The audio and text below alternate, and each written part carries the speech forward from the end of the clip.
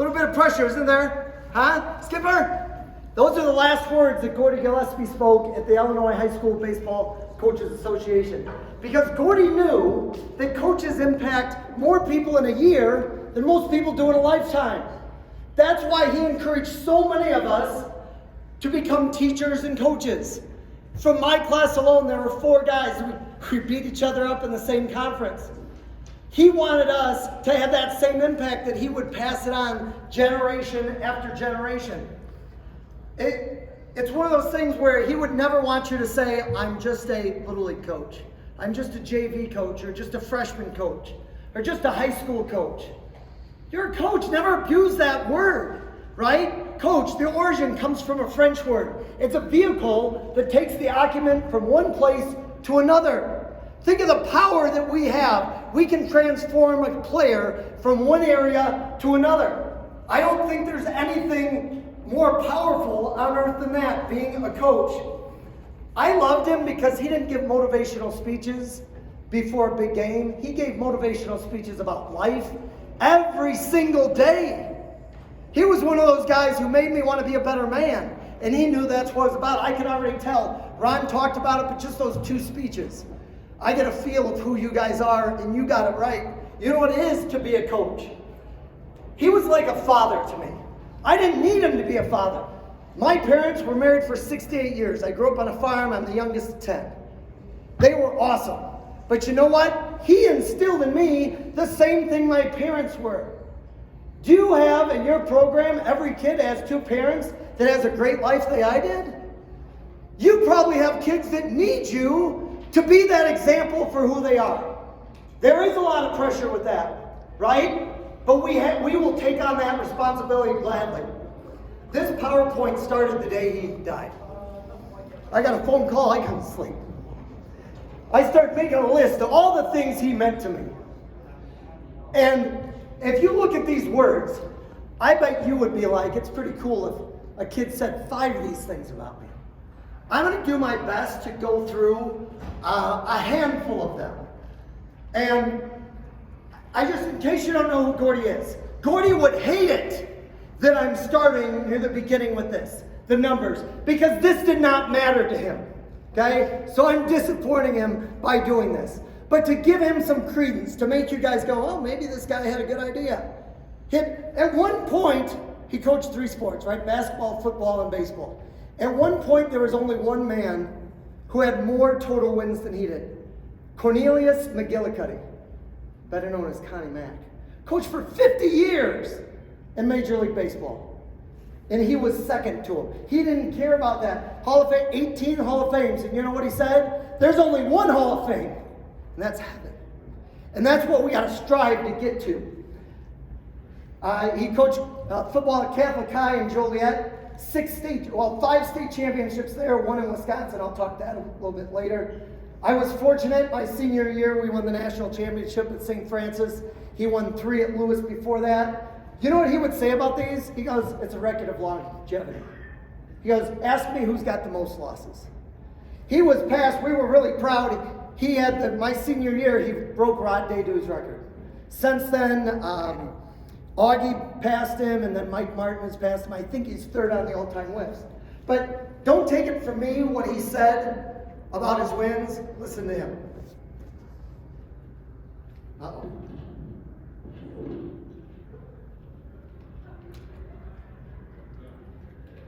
All right, I guess we're not going to hear what he had to say.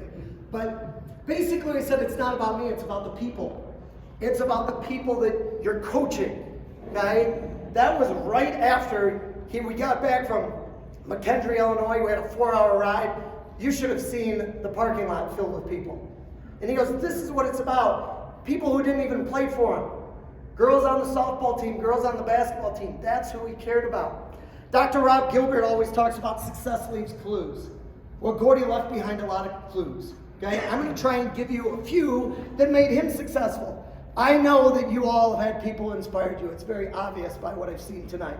Okay, what are we going to take from those coaches and keep on making an impact on this world? I'm very lucky. I have his mass card and my father's mass card on my sink. Every day I see it, and the question I say to myself, how can I make my players, my students, feel like he made me feel? And I'm failed if I don't give you at least a couple things that are going to help you go, you know what, I can use that in my program. So develop this acronym, easy to remember about Coach Gillespie. I think these are the 5 greatest things that he did. He was a great communicator. He had extreme enthusiasm. Well, enthusiasm doesn't spell coach, so I had to put optimism in there, right? His attention to detail was second to none. He was committed to the game, committed to us, committed to everything. And he became a hero to us for that reason. So hopefully as I go through each of these letters, and I'll have several slides on a lot of them, that'll help remind you, oh yeah, coach, you just got to remember, I'm a coach. These 5 letters, what they stand for. I already talked about the bottom there. So, communication. Ron, have you ever had a one-on-one conversation with Gordy? No, sir. No. Has anybody in this room ever had a one-on-one conversation with Gordy? Nobody. Okay. Well, here's what I'll tell you. Normally I have people stand up and I say, all right, you can sit down if he made you feel like you were the only person in the room. And I've never had a person remain standing. See, Gordy, I don't know if you read this book or whatever, there's a guy who wrote this book about interviews, how to be a great interviewee. And we all know, we think it's about how well you speak, but really it's about how well you listen. If he met you, he would shake your hand, and guys, there were people waiting in line to talk to him. Those people didn't exist until they were right in front of him. He would look at them in the eye, shake their hand, repeat their name, and if they tried to brag about him, he would turn it around on them and say what a wonderful job that they are doing. So people want to matter. We want to feel like we're important. Gordy made you feel like you're the most important person there was. Why can't we do that with our players? Just to illustrate this, I decided I was going to college at St. Francis to play baseball in 6th grade. I don't know how many people can say that. Just meeting him and his assistant, Tony Delgado, is what, there was something special about it. Human touch. He had all these graduates come see him all the time. Why? Because of the way he made them feel. He would say, hey, how's Richard and Lorraine? That's my parents. How's Christy? How's Grace? How's Molly? How's Meg? How's Mick? He remembered all of them. How, you know how many people played for him? And yet he made all of us feel special. Another example of that, Ron Polk, coached at Mississippi State for a long time, coached against Gordy. You know what this guy does? He writes birthday cards to all his players. They will send them their address if they move because they love getting a birthday card from him so much. Okay? That's the impact that we have. So communication, making somebody feel like they're super important. I think one of the best things he did was during a game when something happened, he'd talk to the dugout. He wouldn't talk to the guys in the game. He wouldn't yell at them. He would say, hey, shortstops, come here. Why were they able to turn that double play? You see, that's a bang play. Why did we turn the double play? And then if they didn't quite hit on the mark, he would say, all right, they did this as well. He was always teaching them, hey, first baseman, come here. What mistake did they make? What could you do differently? And not point fingers at them. All he's doing is trying to help them be better ball players because he knows those kids are going to graduate. Somebody might become ineligible. Somebody might get hurt. Somebody, transfer portal now for colleges, right? So it's important that you have those guys ready to go. Utilizing bus rides. Guys, I don't know if you're like me at the beginning of my career, I would use, I got to get my book done, I got to make sure I got everything in place. On the way home, you're either commiserating with your coaches or you're celebrating with your coaches. You know what coach would do? He'd bring you up, say, come here. The first time, he'd just ask us about our family. He'd talk to us, get to know us as people. I've got a line later, but Gordy knew this. The power of the human spirit is immeasurable. I'm going to say it more later on, but I'll say it again. The power of the human spirit is immeasurable. When you show, people don't care how much you know until they know how much you care. He showed us on those bus rides by asking about us and remembering who our family was. Then later on, what did we do? He would ask us maybe after a game, hey, you had a great game. That's exactly what we need. Keep it up. If you had a poor game, he'd call you up and say, don't worry about it. Baseball's tough. It's a game of failure. We need you this year. Don't worry about it. Post-game recap. I heard on a podcast a very popular coach in college say, I don't think you should do this. Players don't want it. Coaches don't want to do it. Wait till the next day. Well, here's what I'll say. The way Gordy did it, I think you should do it right after the game. What he got us to do, he would say, listen guys, he would go through all the positives, all the negatives. But the way he would do it, he would, obviously compliment us with the positives. But if we did something wrong, it wasn't pointing the finger. It was like, guys, mistakes are going to happen. What we don't want to do is make the same mistakes in the next game or the next week. How tough are we going to be to beat? Right? More games are lost than won. We don't want to beat ourselves. If we eliminate these mistakes, we're going to be tough to beat when it comes to playoff times. Let's just keep eliminating those mistakes. Phone calls. I would say Gordy changed my life with a couple of his phone calls. It's all right to get emotional because the other coaches did. And I think that's great. We love the game, but we love the people more. And that's what Gordy did too. But we just won the national championship. We're in the hotel lobby, and Coach says, go up to your rooms, 45 minutes, get showered, get changed, get packed. Meet me back down here, 45 minutes. 5 minutes later, my phone rings. I pick it up. I go, hello, Paul Babcock, senior captain. Can you explain to me why a 65-year-old man is down here packing up the bus? Coach, I thought you... Paul, I'm just teasing you. I just wanted to let you know that catch you made was the best I've ever seen. Without it, we don't win the national championship. I can do anything, right? I run an Ironman triathlon. Why? Because Gordy believes in me. I did 1 million push-ups over the course of 13 years. Why? Because Gordy believes in me. Give your players that gift of that belief. Another phone call. We're ranked number 1 in our area. And in the regional championship, so we go regional, sectional, super sectional, and then state. So the very first round, we're in the championship game. We're up 5-2, and I got my stud on the mound. My lefty, he actually pitched the bigs up and down a little bit, is in Japan right now, and playing a team that is a bunch of sophomores. And he just doesn't quite have it, but I was a Gordy's boy. He didn't use the bullpen much. Trust the guy who got you here. I'm going to ride him until we don't have the lead. Well, we didn't have the lead. Had to bring somebody else. We ended up losing 7-6. And I was beating myself up, because we point the thumb, we don't point the finger at our players. What should I have done differently? And when I got home, there's a message on my machine. And what it say? Paul, I know you want to go lay down in Route 30 right now. Don't do it. Those kids are lucky to have you. You did a great job this year. Baseball's a funny game. Keep your head up. I believe in you. I love you. What a message to come home to. I'll tell you a funny side story to that. Is my father-in-law called me because he heard from my wife what had happened. He goes, what you doing? I go, I'm heading to Lockport. I'm jumping off the bridge. He said, don't do that. Wait till you get to San Diego. The Coronado Bridge is a sure thing. He said, you know what? You put your heart and soul into 18-year-old boys, sooner or later, they're going to break it. Keep up the good work. The World Series banquet. This is, to me, one of the craziest things of all time. Every coach got an opportunity to get up and speak. And Gordy happened to go last. They get up and they're bragging about their team. They're saying, we've overcome all these obstacles.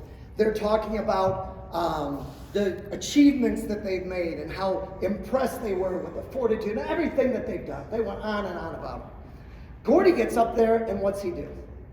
He says, you know what? I've got the oldest coaching staff in the nation. In fact, we don't even buy green bananas. We're just happy we're above dirt.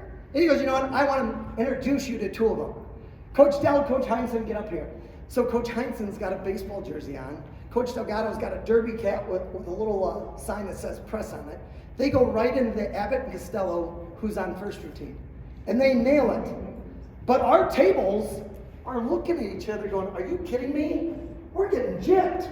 Why in the world aren't they bragging about us? We didn't say that, but we're all thinking it. We're really looking at each other. This is ridiculous. They finish. Everybody gives them a round of applause. They loved it. Gordy gets back up there and goes, guys, do me a favor. let's give a round of applause to all the people behind the scenes, the people who set up the banquet hall, the people who provided the food, the people who served it, the people who are going to clean up after us. How about the people who set up the tournament? You guys are going to have a great time. It's really well run.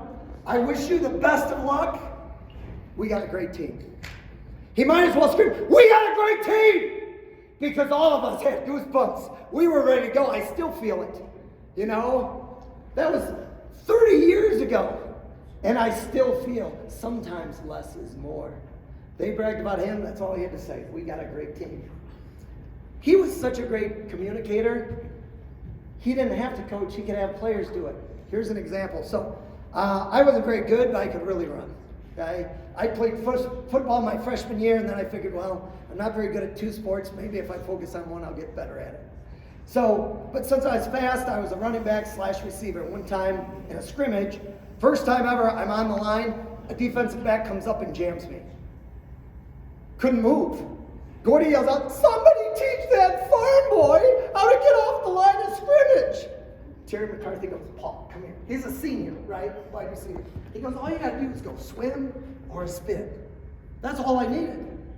Sure enough, Gordy trains his players to train his younger players. So I thought that was genius. When I was grad assistant, I got to spend 5 years with Gordy. As a grad assistant, we were at a clinic in Indiana. And Gordy, at the end of the day, says, Paul, Dell and I have to go to another clinic. You got to run this last segment on rundowns. Gordy, I've never spoken at a clinic. Are you crazy? Why would you leave me in charge? He goes, Paul, you've been around the program for 4 years. You're going to be just fine. Teach them what we do.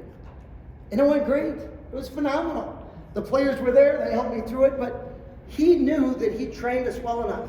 One of the later ones, communications now, the C, right? A, attention to detail. He trained us so well, he knew we could handle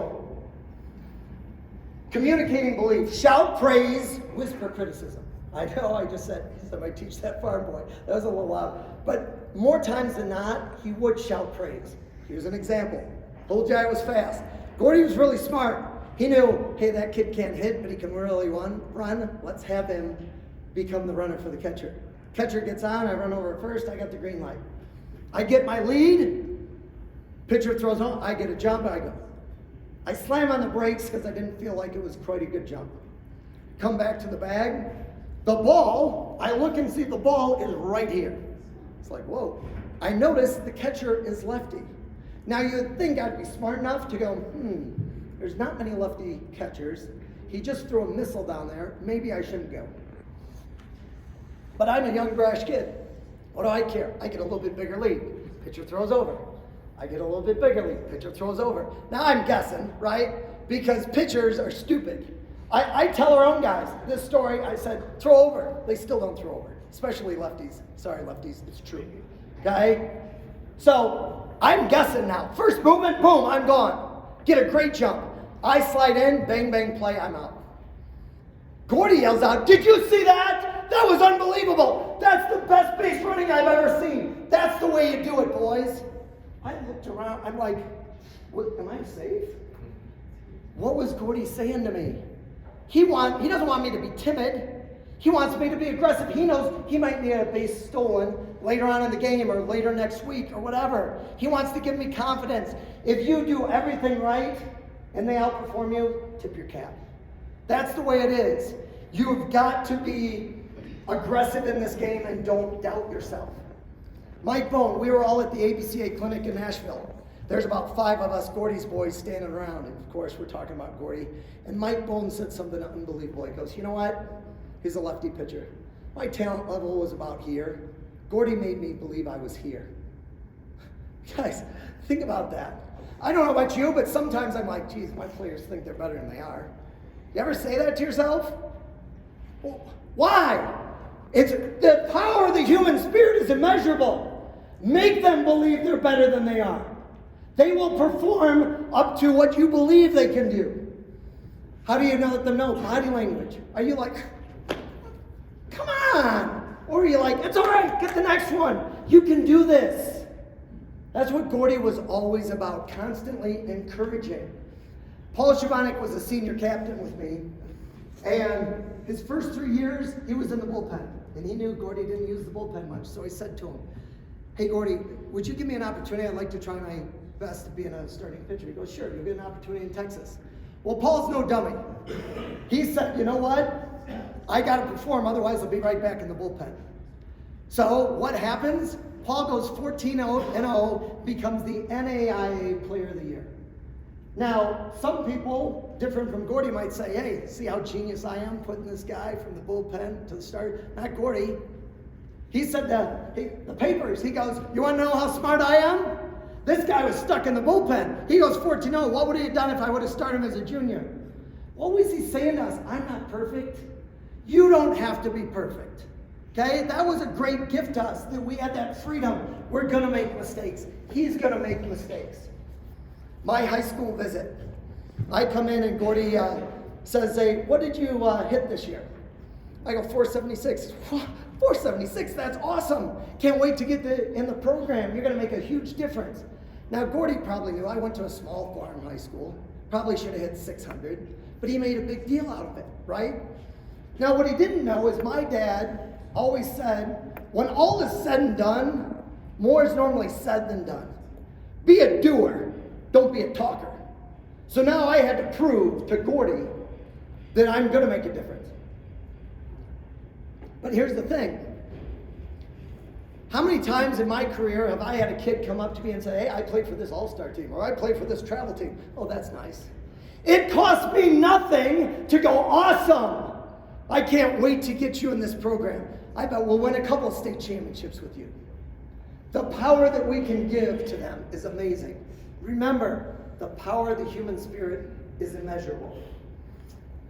More about, so now we got the next step. We're communicating, now we're going to optimism. Emerson called it, there's nothing great that was ever accomplished without enthusiasm. Look at the end of the word.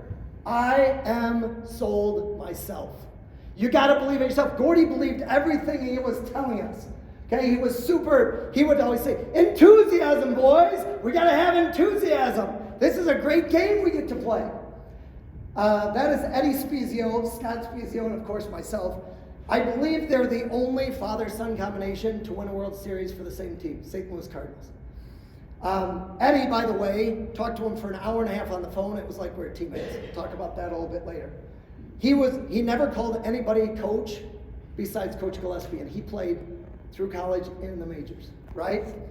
Scott, how does this tie in with enthusiasm? Eddie would bring Scott when he was a little guy to Gordy's baseball camps. And Gordy would set up stations. He had tons of kids come to his camps. So we want to have people, you want them standing around, you have them productive. So he had all these wiffle ball stations around the baseball field. Because anybody can throw and the arm's not going to hurt. If somebody hits a missile, nobody's going to get hurt by a wiffle ball, right? So what would Gordy do to show his enthusiasm? He would get into a drill. One time, Scott was about 8 years old. He goes, I'm the best pitcher there is. You're not going to touch me. And he'd throw a ball. And of course, Scott now, right? We want to make our game-like practices, right? Now Scott is really intense. And he hits a missile. And goes, what just happened? I can't believe you did that. Nobody's hit me like that. You're not going to hit this one. And on it goes. Scott loved baseball because of that. Since we're all baseball guys, I got to tell you this, but Eddie told me, he goes, why I think Scott, when he played for the Angels, I don't know if you guys remember this, when the Angels won the World Series, he had a great playoff run. Eddie claims that it was because how he would end batting practice. Every single time, what he would do is he'd say, all right, the bases are loaded, there's 2 outs, we're down a run, and it's no count. I'm going to see how many RBIs you can get. We're going to see how many, I'm going to give you 4 at-bats. Here we go. Scott didn't feel pressure in the World Series because he had done this stuff before, okay?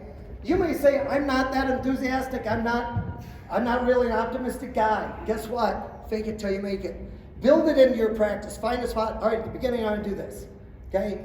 Middle, I'm going to do this. At the end, I'm going to do this. You practice it for 15 minutes a day, you're going to get better at it. You're going to spend more time at it. Do it for 21 days, it's bound to make a habit. Up in the north, I'm not sure if you guys, it's the same. I know it's cold, it gets cold here.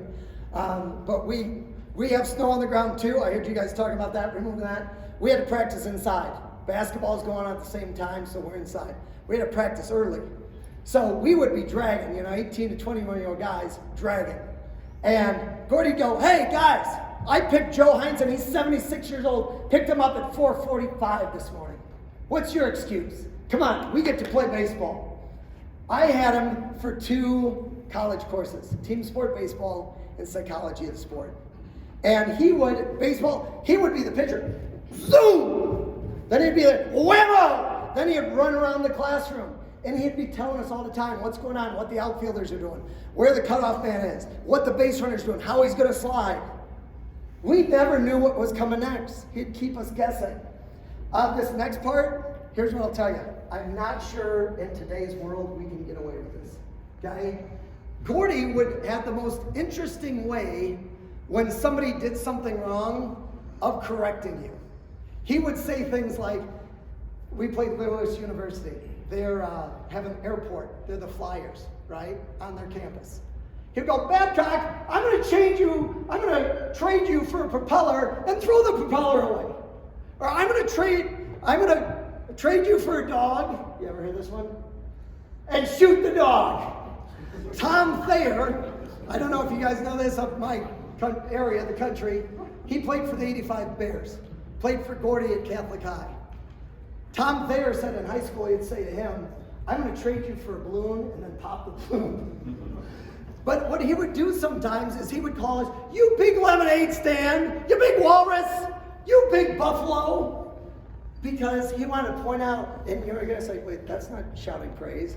But all of us actually looked forward to it. It wasn't demeaning. We're like, all right, yeah, I screwed that one up. That was stupid. All right, I got to be more intense and I got to do a better job. My favorite one of all time. We all have kids that think they're great hitters, right? And they're above bunting. So when we're doing bunting, they're just going through the motions. Well, what's coach say? He goes, oh, me tantor, me no bunt, me hit ball far. Girls come, watch me play. So, come on, that's really fun. You want me to say that again? But we all would and the guy was like, okay, I got a bunt, I got it, coach. Part of the reason I love baseball is because my Pony League coach, John Maitland, the enthusiasm Gordy had rubbed off on him at just going to clinics. Wherever he found him speaking close, he would drive 5 hours to see Gordy speak. Because he'd come home and said, you know what Gordy said this clinic? He goes, we spent 45 minutes stretching. We're wasting practice. And you know what? I've never seen a dog stretch before it chases a car. What are we doing? So Gordy, I saw him do this. Well, I'll tell that story later. I got a million of them, believe me. I think it comes down to determination. Your enthusiasm can keep you more determined. Okay, this is my screensaver. Why? When I went to visit Gordy, he asked me, what's your favorite movie? And I go, without hesitation, Rocky. He goes, oh. He goes, how about Rocky 1? When he gets knocked down in that 14th round, and all he wants to do is go the distance, prove he wasn't a nobody. And he's not going to give up. He goes, but how about Rocky 2?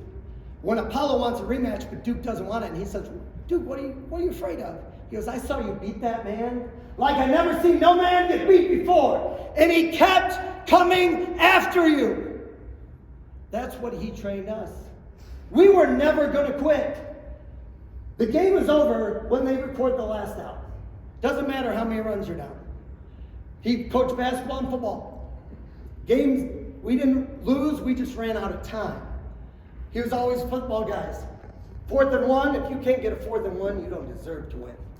It's about your attitude, having the guts to stand there, not being afraid to lose. Take a look at Vince Lombardi's quote. Those of you who can't read, I'll read it to you in a second.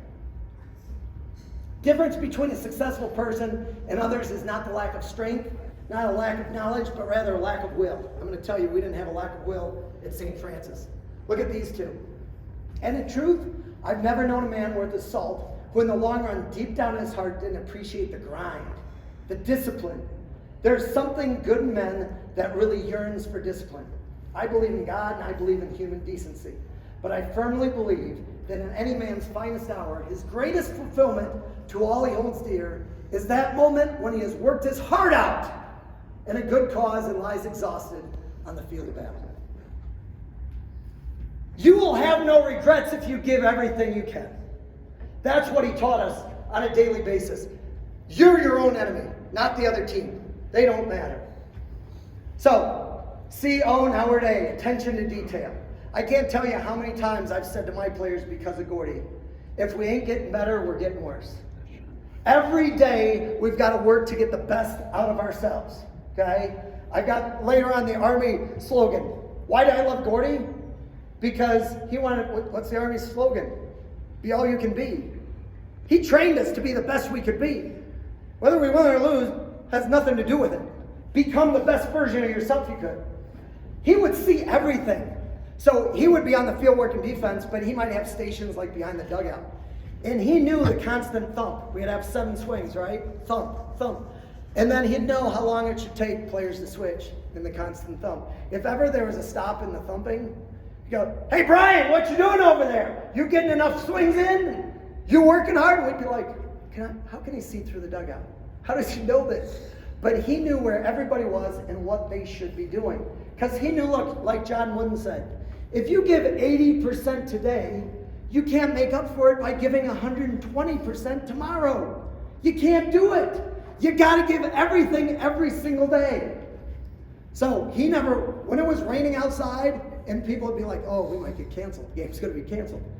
Especially on the Texas trip, what do? He'd take us out in the parking lot with chemical balls. These little orange balls, the rubber, we're the same as that, and we're doing our fundamentals. We practiced every situation there was.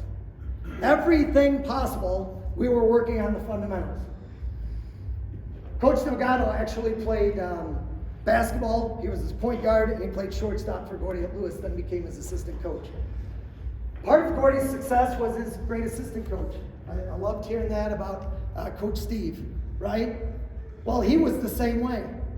Coach Delgado could run practice. I mean, guys would be pouring sweat, and they would be in this area because he would just be going, they're diving after balls. And I heard one of them, Adam Vanderwood, said, I got to work hard because I can't have the coach sweat more than I am. So he could put guys in place that would help him. That's not supposed to, oh yeah, it is. So John Moore was one of my players, one of the first players I ever had, who had as a freshman all the way through his varsity year. And I tried to teach things exactly how Gordy did. And we were wrapping up one day his senior year, and I said, he goes, Coach, what about this? I go, it's got to be good enough. And he looked at me and goes, that's not what you taught us. Good enough is never good enough. Right? And I realized, hey, the next slide's going to be about consistency. I wasn't being consistent. Your players will love you when you're consistent and you follow through with what you say. And I'm like, you're absolutely right. Let's finish practice the right way and do it the way we should. He was so intelligent. I tell you what, he could remember anything. If he met a player that played in '86, he would say, oh, remember this game? You did this. And they're like, how can you remember that, right? But I think one of the greatest things, and I believe it got me fired. I coached for 15 years, gave my heart and soul to this school. Okay, probably put the baseball program in front of my own family sometimes. We all do that, right? Well, my last 3 years, we're about 500. Why? My last year, we started 0-7, but then we won the conference. What does that tell you? My kids didn't quit. You start 0-7, there's kids that are going to quit if you stink as a coach, right? But what I train them is the same thing Gordy trained us. If you want to be the best, you got to play the best. At the beginning of the year, we'd take our road trip down south. The year we won the national championship, we started 3-13-2. You think Coach would put some patty cake games in there so he could have some more wins? Coach didn't care about wins and losses. That's not what it's about. It's about developing young men to make them the best they can be. But thanks for getting me fired, Coach. Situations. There's not a situation we didn't cover. And he had the best way of doing it. If we're working bunt defense and we're doing something, all right, third baseman's up, he'd go, all right, well, if they're playing bunt defense that way, where are you going to bunt the ball? First base. Okay, well, if we're on defense, who's got the first baseline? The pitcher. So these are the type of things. He said, we don't have to scout. We got to focus on ourselves. and be prepared. Excuse me. If we're super organized, there's no way that another team's going to beat us. He would always say, we're not going to get buck fever. When we're near playoff time, he'd always say, I had no idea what it meant. I had to have a hunter explain what it meant. He goes, pressure is being asked to do something you've never done. We've done every single scenario. We are ready for this. This really doesn't have anything, well, yeah, sort of does. Our country needs more than ever. The inmates don't run the asylum. The tail doesn't wag the dog. There's got to be a guy in charge. There's got to be somebody that you answer to and we're not questioning all the time. This is what we're doing. Let's go execute it. So he was smart enough to know that you can't just be going out and whatever. Okay, you don't like this, I'll change it. You don't like this, I'll change it again. No, you've got to be the person in charge and make decisions. So the second C, right? Commitment. He was committed to being consistent. When I first started giving this talk, I had people up in Wisconsin and Minnesota give me videotapes. And I was interested. Am I doing a good job? Am I remembering it correctly? So I watch all these videotapes of him presenting. Everything that he said to us, he was saying to other coaches because he wanted them to impact their programs. So he was magnificently consistent. So much so, those three gentlemen there, Pat Sullivan has written 3 books on leadership. Gordy's the focal point. That book right there, Ray Coughlin wrote.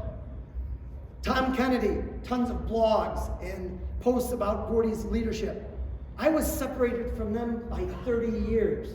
Told you, Eddie Spezio and I talked for an hour and a half on the phone because it was like we were teammates. Gordy didn't change. Now, yes, he adapted with the times, but he was consistently himself. My confession to you, I love giving this presentation. Anytime somebody will let me do it, I'll do it. Why? I'm 52 years old. I feel like I'm 21 right now. The energy, he is in my heart right now. He's here and he's in here. If he didn't do all these things, he wouldn't mean that to me. I'm sure all of us have had a coach that was less than stellar. We don't want to be that guy. We want to be somebody that our kids remember in the future. Some of the consistency. You know, he was committed to passion, right? Passion for the game. This thing right here, you probably thought it was a cummerbund or something, right? This is my Gordy Gillespie hitting vest. It was to keep people from doing this. We wore it so much. He made a mistake and said, you know what? You don't have to worry about time. They're just kind of stuck here, but I'm not going to be too long. You'll get to your beer. But I got to tell this story. We had to, anytime we took a swing, we had to wear this. Gordy, give us to it when I got on campus. I was so used to it, the first game, I asked the kid, do I have to wear that up to when I go hit? They're like, no, you can't wear that. But what mattered most to them is who we're going to be in society. Are we going to be productive members of society? I'd always say, act like gentlemen. Don't ruin a win by acting like a bunch of idiots. That video, I told you about all the people there celebrating who he was once he passed Rod Daydew. Why did he love Pride of the Yankees? Lou Gehrig said he was the luckiest man on the face of the earth. No way. Gordy felt he was the luckiest man. He's like, you quit coaching, you die. 2 years after he had to retire, mostly for health, he was dead. Because I believe he had that passion. He always wanted to make an impact. He's making an impact still today with all the guys who are coaching because of him. So I mentioned I was fired. And it's very humbling to get fired. You know, nobody wants it. You know, you give that and you just feel like you're being kicked to the curb. But what really made me feel a lot better is I know I could look my dad in the eye and say I gave everything I could. And I could look Gordy in the eye and say I love those boys. How did they know it? I invited them to my house on spring break. We had cookouts. We had ping pong tournaments. We had dance-offs, you know, those computer games. And I was right there in the middle of it. They knew that I cared about them as people. It's not about wins and losses. Unfortunately, some days don't think so. Some parents think when you're tough and have expectations that, oh, you shouldn't be around my little Johnny. You're too mean. That's not mean. It's called pushing kids. And so I do now as an assistant coach. It is a lot better. I'm the nice guy. I don't coach that much different. But I'm still, what difference does it matter what your title is? It doesn't. It's about impacting kids, because they will remember you when you make them feel like they're the only person in the world. So he was committed to his religion too. St. Francis taught, preach the gospel, if necessary, use words. How Gordy lived his life was an example for us. Texas trip, he would always tell us, all right, we got a Sunday game. It's at this time. There's mass at this church at this time. Not only would he tell us, he would be there if we showed up. So he led by example consistently. Here's his own words. Love the player for who they are, not for what they can do for you. Kids see through a coach whose only concern is for himself. At his memorial service at St. Francis, his son read this.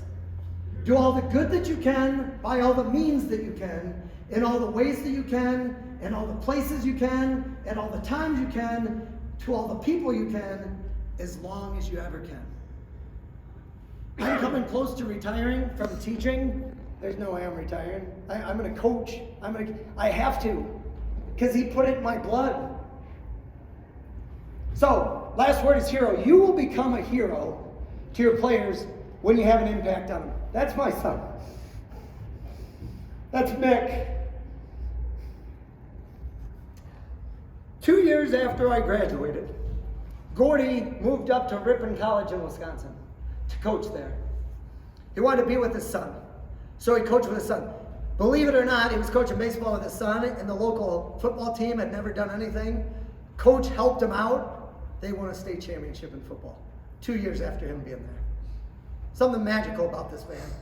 Anyhow, Coach Delgado took over for him. Coached for 10 years. At the end of the 10 years, he decides to retire. Our AD geniusly calls up Gordy and says, hey, you want to come back to St. Francis? Gordy comes back to St. Francis. I hadn't seen him much, so I decided, you know what? I want my 3-year-old son to go meet him. Okay, this is obviously a little bit later. And so driving to Joliet, I look in his office and I go, hey, old man, you taking a nap? He gets up, why oughta. And of course he asked me, hey, how's Richard and Lori? How are your kids? And we talked for about 15 minutes. I'm like, Coach, I don't want to take too much of your time. I know how busy you are. I just wanted Mick to meet you. And Mick was playing with a little rag ball, and he's like, I got to give him a gift. He's like, that's not good. He can have that, but that's not good enough. And he reaches up, he goes, here, give him this. And he hands me this bat. And I'm like, he can't take that. He goes, don't hurt an old man's feelings. Take the bat. Well, I get home, and I look at it. What's it say on it? 2008 CCAC Coach of the Year.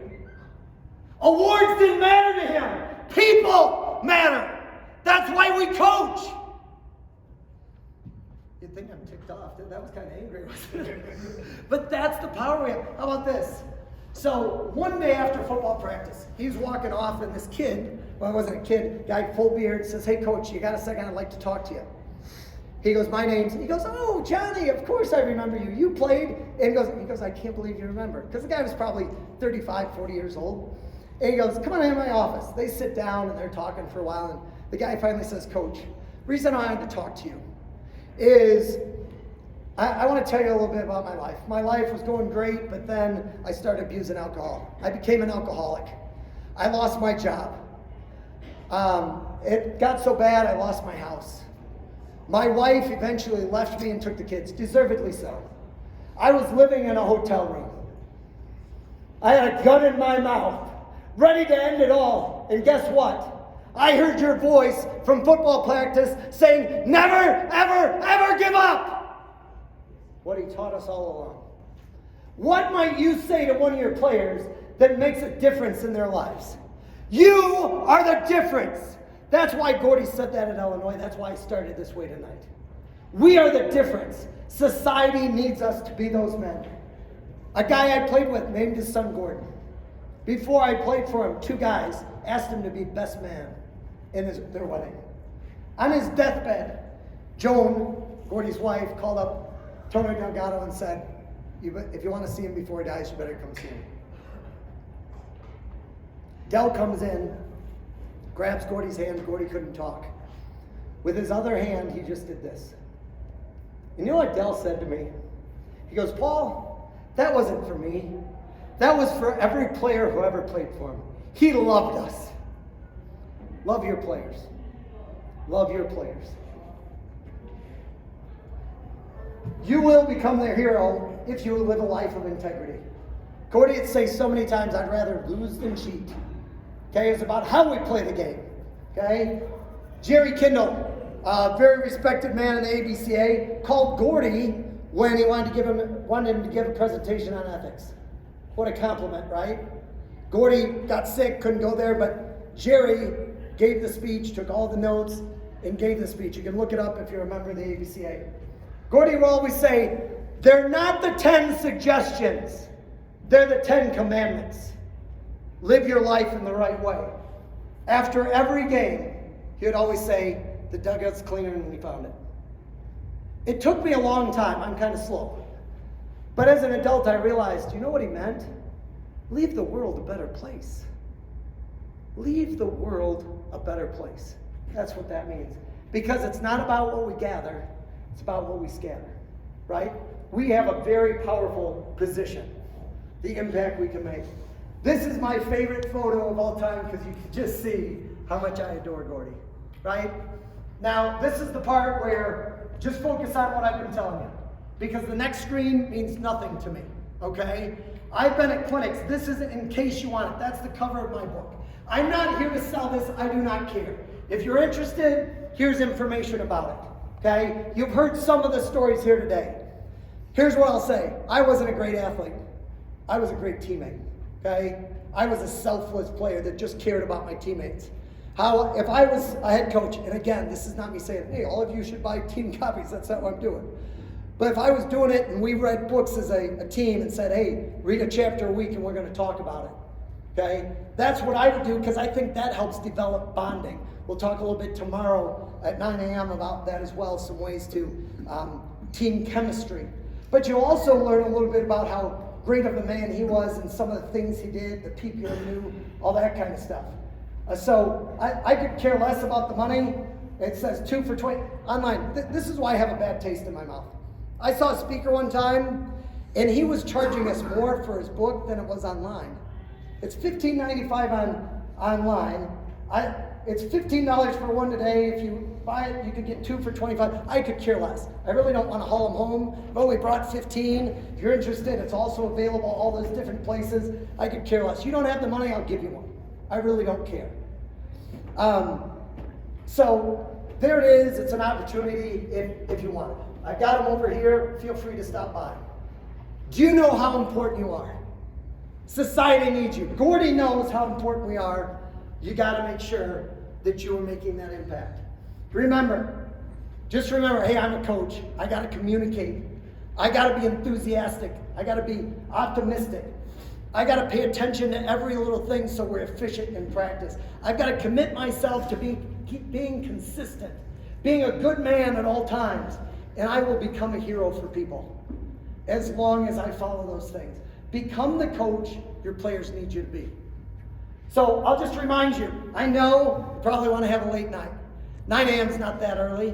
Speaking again on the mental game, how you can incorporate it. I would love it if all of you are back here again. I'm going to tell you this, if you're not, by the way, you want a copy of this presentation or the presentation tomorrow? I've got a flash drive. I've got it on my computer. You got a flash drive? You want to copy it? I'll give you either one of them, okay? You want to call me Sunday night? I'll be just watching the football game anyhow. I normally don't answer numbers I don't recognize. You want to call me? There's my number, 815-545-9955. Okay? During the day, probably wouldn't because, like I said, don't recognize it. But I am here for you.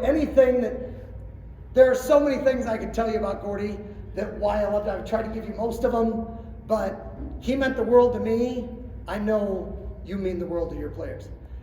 I want to wish you the best of luck. I've enjoyed myself immensely. Thanks for having me.